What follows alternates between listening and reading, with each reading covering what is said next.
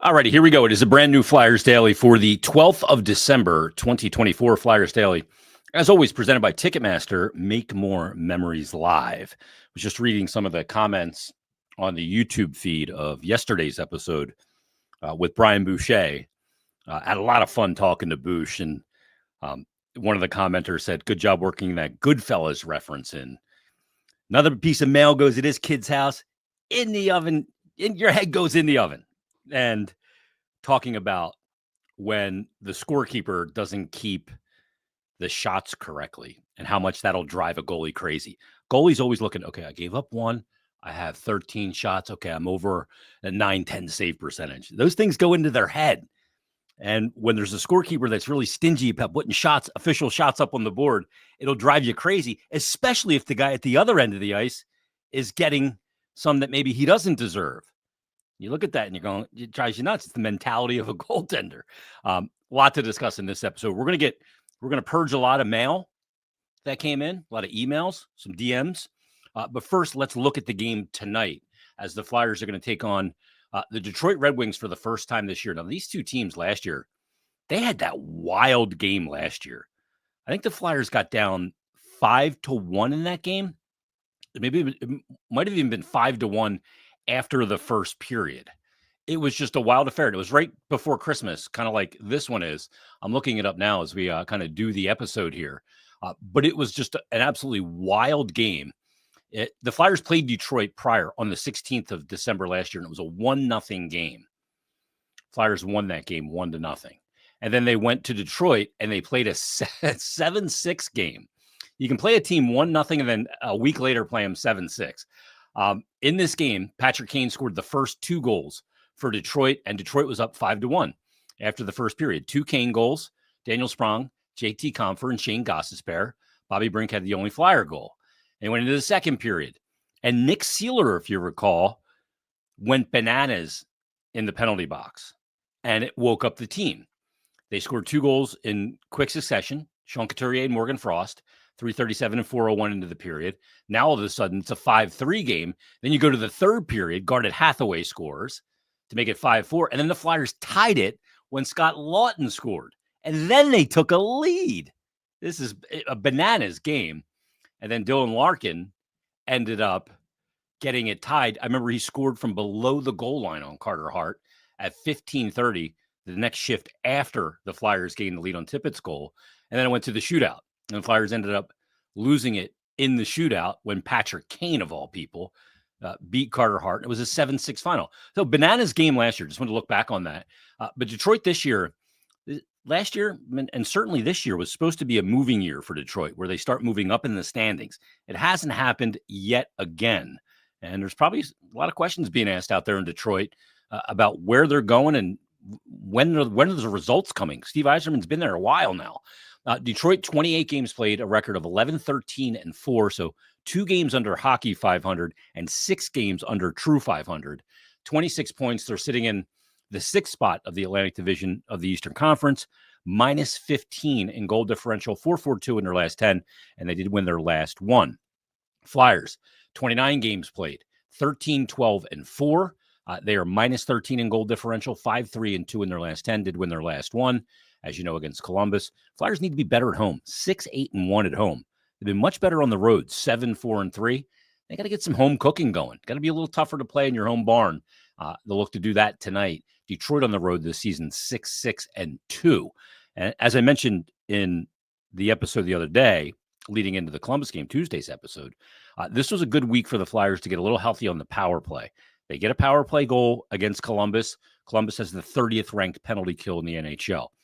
Tonight, Detroit, the 31st ranked penalty kill in the NHL. And it's actually pretty far behind Columbus. Columbus is 71.4.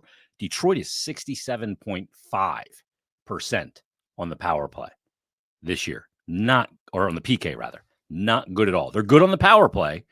They've a team that can have some power play success, and the Flyers penalty kill is now average in the NHL. It's 16th in the league. But when you look at power play in the NHL, Detroit's 7th, 25.6%. What is the couple of Flyers have? 3 power play goals in their last 4 games. That has moved them up to 25th in the NHL at 17.4%. So they got to continue that going. Get power play opportunities against Detroit. They have a hard time on the kill and make them count. Obviously, Matvei Mishkov has been a big, big part of that.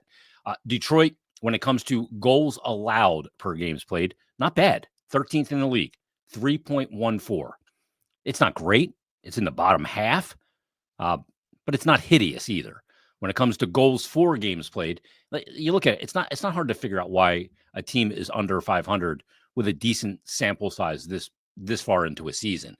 When you look at goals for games played, Flyers aren't great there either. 2.93. They're 20th in the NHL in goals for games played. And when you look at a team like the Detroit Red Wings, they got some good weapons.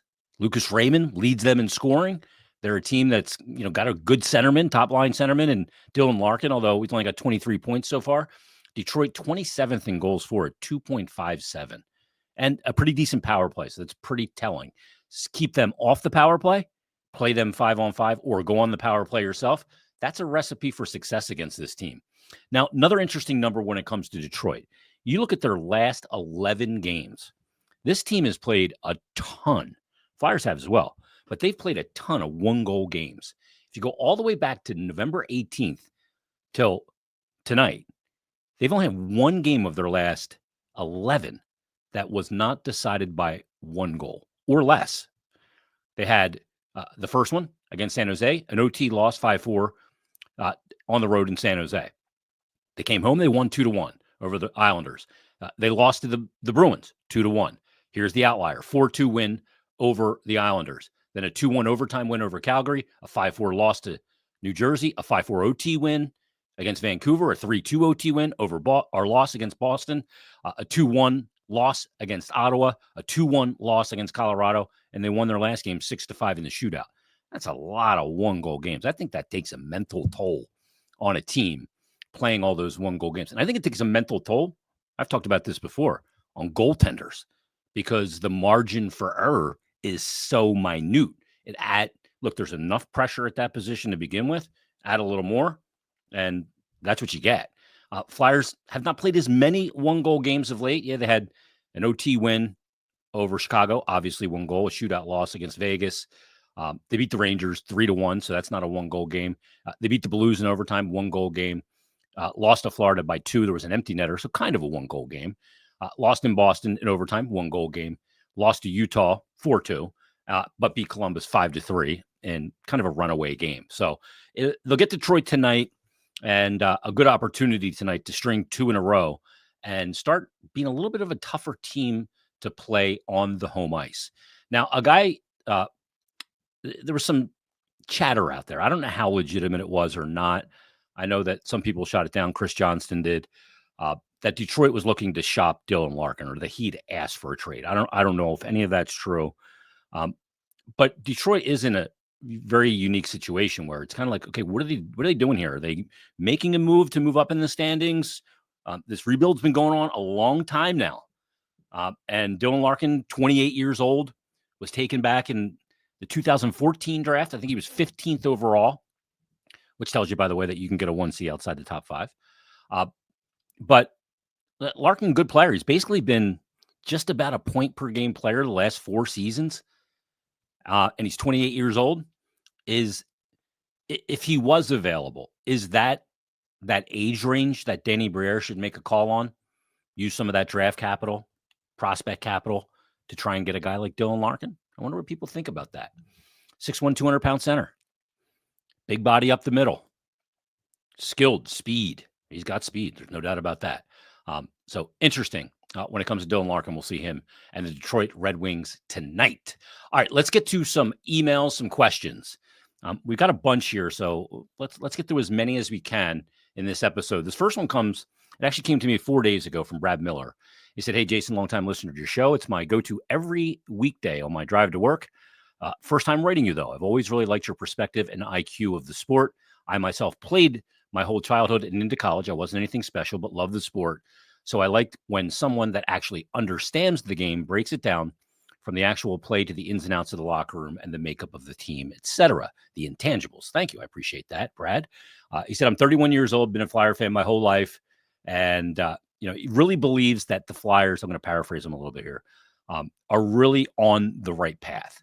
And he goes on to say, it starts with Dan Hilferty to Jonesy to Danny B to Torts to Bradshaw to Kim Dillabaugh to the players themselves and all the super important staff that we don't get to see, such as the training staff, equipment staff, and all of that. They're headed in the right direction for sure. But he says, on to my question. I'm writing this after watching the Bruins game.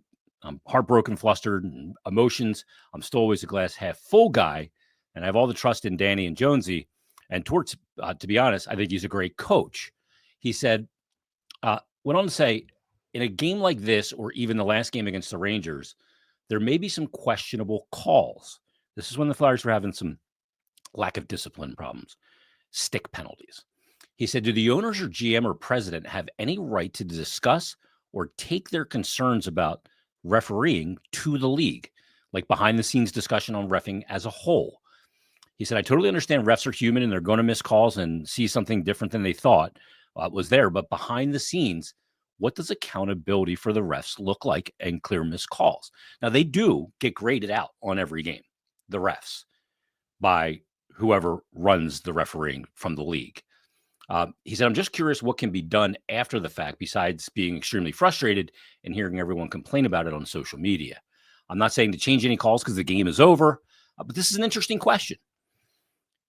How are the refs held accountable? They do get graded out, and the ones that grade out higher based on the calls they make, the calls they don't make, and how they get graded out after, those guys get, playoffs and advanced rounds of playoffs mean more money. So that's, I guess, how accountability is for them. And yeah, I think a team can send clips and different angles of plays and say, this was called a penalty. It should not be called a penalty, or vice versa. This was not called a penalty. It's a clear slash to the hands of a player. He's standing right there. How did he miss? I think that those things do happen. It's not a lobby to have something removed because, like you said, the game is over at that point. But yeah, I think that is the way that refereeing is held accountable. He also closes and saying, Brad, he says, to reiterate about the direction of the team, I'm looking forward to the 26-27 team to be a real good year for the team. Some main points I have in mind: still prime TK and Sanheim, hopefully York in his prime. Tippett settled in as a 30-goal scorer. Tyson settled in as a 25-goal scorer. Jetlachenko and Michkov and Andre tearing it up heading into their prime. Bonk and Barkey finding their way as NHL players, and at least one of the top 6 picks we have for the Flyers to this upcoming draft being a major contributor as well. So good email. Thanks, Brad. I really appreciate it. Appreciate the kind words also. Next one comes from Emmanuel. He says, hi, Jason. Hope this email finds you well. The last 2 losses that Florida and Boston won, Flyers deserved a better fate in both games. Made me think about something I wanted to run by you. Is it time the Flyers add a deterrent into their lineup? Now, the subject of his email said, thoughts on the cheap shots Michkov and TK are receiving. He said, I love our guys sticking up for each other, always been in the Flyers' MO, but I'm really not liking the abuse Michkov and TK are getting on a daily night. I love how we never back down, but it would be nice to have someone to make Sam Bennett think twice, or McAvoy, who took cheap shots on Michkov all night, to look over his shoulder. Close game against Boston. He said, I thought Sealer, at the very least, could have challenged the Bruins to remind them that they're not going to stand for this bleep. And he said, I know you can't trust Delarier every game. Look, I don't know that you can add more of that in. In today's game, if a guy's in the lineup, he's got to be able to play. Nick Delarier, when he's in, he's only playing 5.5 minutes a game. That's tough on the bench. Now, you can find spots for that when you don't have a condensed schedule of 3 games in 4 days, 5 and 7, those time schedule spots, 4 and 6, because you don't want to tax the other guys with those extra minutes when you're in a jumble of games. But Emmanuel said, is Hunter McDonald the answer? Can we trade for a bruiser who can still play, but also take care of business? I know the game has changed and it's better for it, but I still think there's a role for these players in certain situations. And I agree, there is. I don't think that's something you're trading for. Hunter McDonald plays with a whole lot of mean. And he's a big kid. He won't be afraid to drop the gloves. I think he probably has some things to learn about that art. But he plays incredibly mean. One of the nicest guys off the ice. But when he puts on that helmet, man, he snaps into a different different realm of person and a pain in the rear end. He could be one of those guys, but we'll see how he develops. So we'll see where that goes. Nick Seeler jumped in, obviously, the other night in Columbus when Emil Andre took that. I didn't like the hit from Matthew Olivier, and he took on, he took on a big boy in Olivier, which is why you saw the entire Flyers bench during the well, maybe you didn't see it, but the entire Flyers bench during the TV timeout went over to give Nick Seeler in the box after taking on Olivier a fist pump. And maybe you saw the video that the Flyers tweeted out of Alexei Kolosov handing off the belt to Nick Seeler because of the selfless way he stuck up for a teammate. And again, that's Matthew Olivier. That is not just token going in there and saying, hey, you can't hit our guy. That's a big boy that can really chuck him. And while Nick Seeler is tough, he's not in that weight class with Matthew Olivier. But Seeler's one of those guys that can make teams answer for that accountability. I'd like to see a little more out of that out of Rasmus Ristolainen between the whistles, frankly. Not in a way that's undisciplined, but in a way that holds the opposition accountable. Emmanuel also had another question. He said, I also wanted to ask you this. Who do you think the afternoon game benefits more, the home team or the visiting team? He said, I tend to think the visiting team. It's a good question. I don't look, if all things are equal and both teams are on the same amount of days off in between, obviously it depends on the amount of travel and what game it is in a road trip for a team. Is the team that's at home just getting back from a road? There's a lot of variables to it. But I would think the afternoon game, I would probably lean towards the visiting team because they're in a controlled environment already. And even though there's not a whole day to distract you when you're home, leading up to a 7:00 game for a player, it's get up, basically go to the rink, go through your process, your pregame preparation, your meal, and all that stuff, and get on with it. For a night game, you have a pregame skate, and then you have your nap, and there's a lot of other variables that could come into play. But I would think the visiting team, just because it's wake up at the hotel, go have breakfast as a group, get on the bus, go to the rink, and go through everything. It's a little simpler. So maybe it is the visiting team, but I'd have to look for some numbers on that to be sure. Emmanuel wraps up and says, thanks for your daily content of goodness. Wishing you good health. Happy holidays to you and your family. Same with you, Emmanuel. Thank you very much for the email, and I really do appreciate it. Let's get to another email here. And this one comes from Joseph DeAngelis. He's emailed before. He said, hi, Jason. First, I sincerely hope you're feeling better. I am feeling better. I'm not good or great yet, but I'm improved. So things moving in the right direction, and we're happy about that. He said, we certainly missed you in the days that you were out. I wanted to ask you a question about the Flyers' D-zone coverage. In my opinion, the Flyers get trapped too many times in their own zone, and it results in very long shifts, 2 and sometimes even 3 minutes in some cases. But when I think about why it seems to me that they're in their own zone, they're very passive. They sort of collapse around their goalie and keep pucks to the outside, but they're not aggressive in trying to break up plays and clear the puck. I was wondering if you knew if the Flyers had a specific defensive coverage and whether you felt that is the reason why they get trapped in their own zone too often. Thank you. Keep up the great work, Joe. Okay. So the Flyers like to defend the blue line very aggressively. I'm going to grab the whiteboard. Let's get the small one. We got the whiteboard. So the Flyers like to defend their blue line. So the other team's coming through the zone. They will defend the entry in layers across. Every team is trying to deny entry with possession. Force a chip in, then you can go in for a retrieval and you can try to break the puck out of the zone without them ever being able to get in and get set up. The Flyers do want to keep everything to the outside. We actually talked about this on the radio, and I think I talked about it in yesterday's episode after the first period of the Columbus game. Even though Columbus only had 4 shots in the period and didn't get into the middle at all, they did have a decent amount of zone time. And that's because if you're going to play out here in the zone, the Flyers aren't going to chase you out there, and they'll go, we'll give you that out there. You pose no danger out here to scoring goals. So we're going to keep everything out there. And if you want to sit out there and fiddle fart out there all day, go ahead. We're not going to attack and be super aggressive in that situation unless we get a player on the backhand or you find a situation where you can get 2 players on the puck or a player in support in a 50-50 battle. Then you'll get aggressive. but you're not just going to chase out there to then open up the middle of the ice. The notion is always to protect the house. The house is here, here. That's the slanted roof. I wish I had my marker, but the house, that's where you want to protect. That's where the best scoring chances are. So if you can protect that and not let them inside the house, then their chances of scoring from out here are so low. So you'll take that.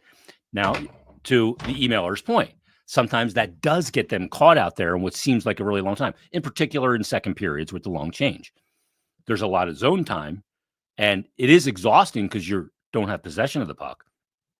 But I don't have any problem with their D-zone structure and that lack of aggression. They're aggressive at the blue line, trying to force a turnover to go the other way in transition. But if that doesn't happen and the team does get in, keep them to the outside.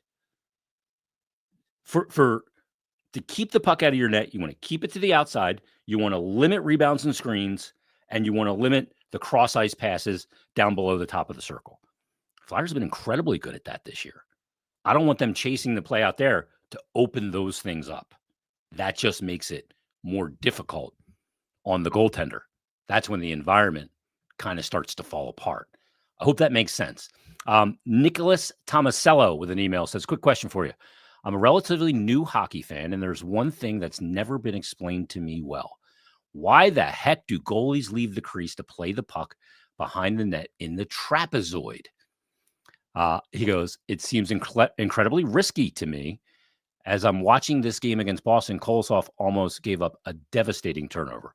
All I've been told is that it, quote, helps the defenseman. But how? Thanks. Love the show. Nick T from Southampton. Okay. It is an incredible help to the defenseman. If a team, we'll go back to the whiteboard, comes in and they dump a puck around and the goalie can stop it here. First of all, that team's dumping it around a hard rim, knowing they're throwing their coverage to that side of the ice because that's where the puck's going to result if the goalie doesn't stop it. If the goalie stops it, he's got options. There's a strong side of the ice. If that's the strong side, then he'll hit his defenseman that peels over here, little 6-foot pass. Now the breakout is going. And you have possession. There's no 50-50 battle for the puck. Plus, the defenseman doesn't have to go get the puck on the boards and take contact from a forecheck. So stopping those pucks behind the net, very big. The key to it is for the goaltender to have a clear, very clear understanding of what he's going to do, be decisive in it, and be on the same page with his defenseman. There was one game where Fedotov got a puck here on the side of the net, and he could have just rimmed it up the boards into the glass, but he saw his winger here, and he tried to make the pass, direct pass. And as soon as he did, I went, oh, no, because that's so easy to jump for an opposing player. And it was. It was jumped, and Jack Eichel ended up with a goal for Vegas when he did that. Keep it on the glass if you're the goalie. Keep it on the boards. Make the little pass, and get back in your net. But you got to be decisive. If the puck comes around, you stop it and ends up in your feet, just try and get out of there and get back in the net. Don't try and pick it out of your feet. You won't be able to wearing those big-ass goalie pads. It is a huge help. But that's where that communication, like when we talked about when Fedotov came over last year, not having that communication with the Flyers to just throw them in there. Russian goaltenders in particular like to get out and play the puck. I think one of the best puck handlers in the league right now is Igor Shesterkin. It does help the D. It takes some wear and tear off them, but it's got to be decisive. And I agree, Kolosov and Fedotov have been an adventure out there. And no matter what, any goalie, no matter how good they are at playing the puck, is going to make mistakes. And it's going to end up in the back of the net. It happens. But you want it to be so pronounced the other way that it's such a big help that you continue doing it. Just letting that puck rim around puts a lot of wear and tear on your D and really helps the oppositions, which is why you see guys get out there. Like even Martin Brodeur, he had one of the greatest puck handling gaffes of all time, and he's one of the best puck handling goaltenders of all time. Brodeur was great at. Obviously, Hextall was a great puck handler, really revolutionized that part. You look at guys like Carey Price was a really good puck handler. So was Ben Bishop. You see them. It's a real big asset to teams when you have a guy back there that can knock it down on a rim, start a breakout, and the other team's got no chance to set up. A lot of wear and tear. It saves your guys, and you're going the other way. in short order. So that's why teams do it quite a bit. Let's get to one more here. Let's get to a DM, and this comes from Lauren. She says, "Hi, Jason, and maybe Bill. Yeah, Bill's not on this episode, but that's okay. Thank you for your fabulous content per usual, and hope all is well with your health. Thank you. I just wanted to get your opinion on the current goalie situation from a different angle. Does it irk you that Kolosov is holding the idea of returning to the KHL over the Flyers' heads if he's sent to the AHL? Ever since the training camp drama and the previously rumored Halloween deadline for him to decide if he will stay, I've had a sour taste in my mouth regarding his character and his disregard for the opinions of the Flyers front office. He's obviously shown flashes of extreme talent, but also areas of his game that he can definitely work on with the Phantoms. Although I have faith in the strength of the locker room culture, I don't see how someone with such demands could truly be accepted by the team. Thanks for your input per usual." It's a great question. And the first part of the answer is I don't know if that is still even part of the equation. Obviously, when he came over, it was the idea that Sam Ersson and Ivan Fedotov were going to be the Flyers' two goaltenders, and that Kolosov would be with the Phantoms. Now, that would have been barring strength of play, injuries, on down the line. But it hasn't played out like that. Sam Ersson's missed significant time so far this year. Therefore, Kolosov's been on the NHL roster and played a good amount of NHL games already. So I don't, if he's the one, if Ersson can stay healthy now, that goes to the Phantoms, is he all of a sudden going to say, all right, I'm going back to play in the KHL? What good I think he's got to realize at this point, that doesn't do him any good, because if he goes back over to play in the KHL and Sam Ersson or Ivan Fedotov gets hurt, he's not the call up to the NHL now. You're too far away, bro. So I'm sure that's been explained to him and his agent that you've gotten a taste of the NHL now. We may have to send you down a point because of a numbers game right now, but you're going to get opportunities, more opportunities here this year. And there are some things you need to work on in your game. You're not a finished, refined product yet, and you can work on those in the AHL. And, you go from there. I'm sure that is the understanding now. If he were to be sent down next week and decide to go back to the KHL, I'd be stunned. As far as the locker room part of that, look, I think that those things and those kind of demands may rub players the wrong way initially before they even know the player, as was the case here in most cases. And they're kind of like, dude, who are you to just say I'm either playing there or I'm going to go back and play in the KHL? This is the greatest league in the world. You got to earn your way. So that maybe rubs players the wrong way, and there may be a little bit of a time for them to get over that. Fact of the matter is if he's one of the best two goalies and he can help the team win, you find a way past that. You just do. And you understand that this is a player that's coming. You got to have some understanding too. This is a player coming from the other side of the world, and it's like a different world, and doesn't speak the language. Now, he does have Matvei Michkov here and Zamula and obviously Fedotov, and that helps. And I think it has helped in their in his integration, their integration, Michkov as well. But I think there's an understanding that him going back to the KHL right now does him no favors of getting him closer to being a full-time NHL goalie. So that's what I believe to be the case. And while there may have been a little bit of like, who are you, dude, when that first happened, I'm sure that's kind of behind everybody now moving forward. The locker room's really together, and you need that.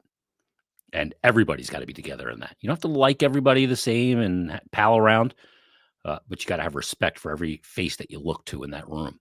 And I think it's pretty evident that the Flyers have that. That's a great thing.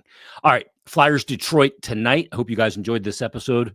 We will break it down tomorrow. Can the Flyers get 2 straight wins this week? Columbus on Tuesday, Detroit tonight. We shall see. Join us tomorrow on a brand new Flyers Daily.